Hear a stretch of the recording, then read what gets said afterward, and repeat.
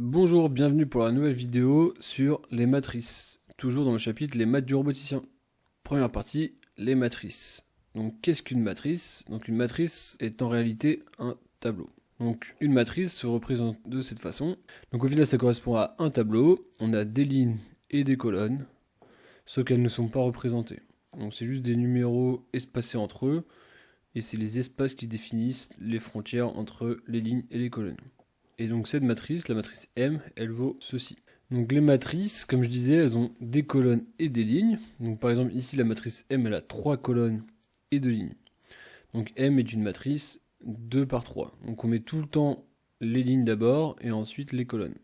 Donc chaque coefficient a un numéro. Donc par exemple 7 ici, c'est le coefficient 2, 3 de la matrice M.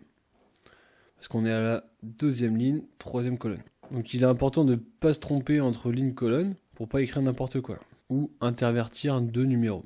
Alors le moyen mémotechnique pour retenir l'ordre ligne-colonne, moi j'utilise Ligue des champions en français. Donc on a le numéro de ligne donc en premier pour Ligue. Et ensuite on a colonne pour champion. Donc Ligue des champions. Donc ligne, colonne. Après, ne pas confondre avec la Champions League où là c'est inversé mais c'est en anglais. Donc là c'est vraiment ligne, colonne en français et Ligue des champions en français. Après vous pouvez utiliser un autre moyen mémotechnique si vous trouvez. Donc après par exemple ici, donc on a le coefficient M1, 2. Donc c'est ligne 1, donc on est sur cette ligne et après deuxième colonne. Donc on trouve bien le 2. Et M2, 1. Donc c'est deuxième ligne, donc on est là, et premier, donc on est là, première colonne, 45. Alors après on peut voir les matrices carrées. Donc les matrices carrées, c'est des matrices qui ont le même nombre de colonnes et de lignes. Donc ici, M est une matrice carrée parce qu'elle a 3 colonnes et 3 lignes. On dit que M est une matrice carrée d'ordre 3, car elle a 3 lignes, 3 colonnes. Si elle avait 5 colonnes et 5 lignes, on dirait que M est une matrice d'ordre 5. Alors rassurez-vous, en robotique, on utilise uniquement des matrices d'ordre 3 et d'ordre 4. Donc les matrices d'ordre 3, c'est des matrices de rotation, et les matrices d'ordre 4, des matrices de rototranslation. On verra ça dans 2 vidéos. Donc une pour les matrices de rotation, une pour les matrices de rototranslation. Les matrices identité. Donc les matrices identité, je vous explique ce que c'est pour la suite. Donc une matrice identité est une matrice où il y a des zéros partout, sauf sur la diagonale. Donc les matrices identité sont forcément carrées. Et ici, on appelle I3 la matrice identité d'ordre 3. I2, c'est la matrice identité d'ordre 2. Donc du coup, on aurait 2 lignes de colonnes. Donc les opérations de matrice. Une des plus utilisées, c'est la transposer. Donc on la note M avec un petit T au-dessus. Donc pour transposer une matrice, on effectue l'opération suivante. Donc on remplace MIJ par MJI. Donc on inverse les lignes et les colonnes.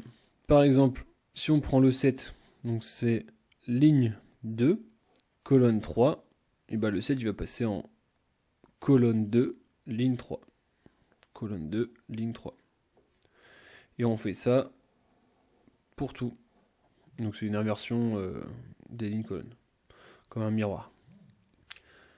Alors voyons maintenant le produit matriciel. Donc le produit matriciel permet de multiplier une matrice avec une autre. Donc la seule condition pour pouvoir multiplier deux matrices, c'est que le nombre de colonnes de la première matrice est égal au nombre de lignes de la seconde matrice. Donc par exemple, si on calcule le produit MB, donc on va multiplier la matrice M par la matrice B. Donc le nombre de colonnes de la matrice M, donc ici on en a 3, doit être égal au nombre de lignes de la seconde. Donc ici la seconde on en a 3 aussi. Donc on a 3, 3, donc là ça fonctionne. Si on fait BM cette fois-ci, donc B, le nombre de colonnes a 2 colonnes, et M a 2 lignes. Donc ça fonctionne aussi. Par contre, si on essaie de faire MM, donc M a 3 colonnes, par contre, il n'y en a que 2 lignes. Donc on a le nombre de colonnes qui est différent du nombre de lignes, donc on ne peut pas multiplier M par M. Et B, donc on a le nombre de colonnes qui est égal à 2 et le nombre de lignes qui est égal à 3. Donc c'est la même chose, on ne peut pas multiplier B par B. Donc pourquoi, on va le voir juste après. Alors comment se calcule un produit matriciel? Donc là on a la matrice M et la matrice B, on veut calculer le produit MB. Donc on va commencer par placer la matrice M et la matrice B comme ceci. Donc la première matrice on la met en bas et la seconde matrice on la met en haut. Et donc la matrice, donc elle aura le nombre de lignes de la première et le nombre de colonnes de la deuxième. Donc comme ceci, ce sera une matrice 2, 2. Comment ça se calcule ensuite? Donc pour chaque composante, il y a un calcul. Pour la première composante, donc ça se passe sur la première ligne de la première et la première colonne de la seconde. Donc on va multiplier donc, cette composante avec celle-ci, puis celle-ci avec celle-là, puis celle-là avec celle-là. Et ensuite, on va additionner la multiplication de chaque composante.